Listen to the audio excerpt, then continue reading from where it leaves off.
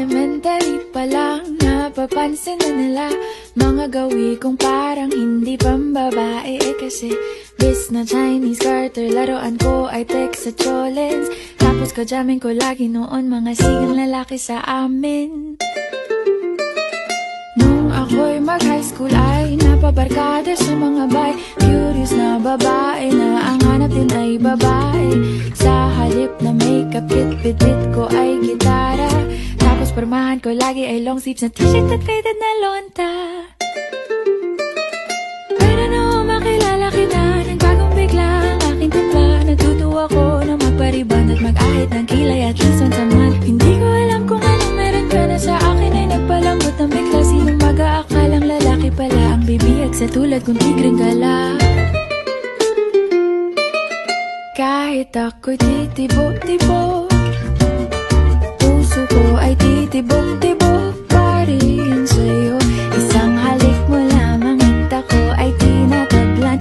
At ang aking pagkababae ay nabubuhayan na para bang bulaklak na namumukadkad. Dahil alaga mo sa dilig at katamtamang sikat ng araw-araw mong pag-ibig sa aking buhay nagpapasarap.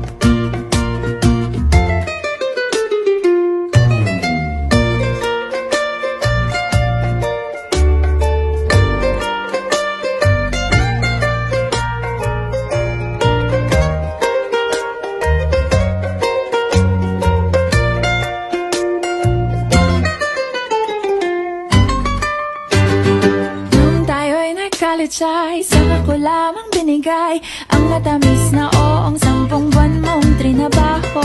Sa halip na tsokolate at tipikal na mga diskarte, nabihag mo ko sa mga tula at sa mga katamong pabebe.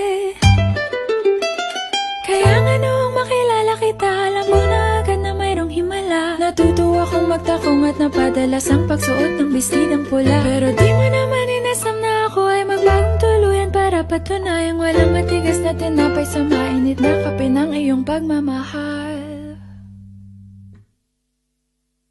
Kahit ako'y titibo-tibo, puso ko ay titibok-tibok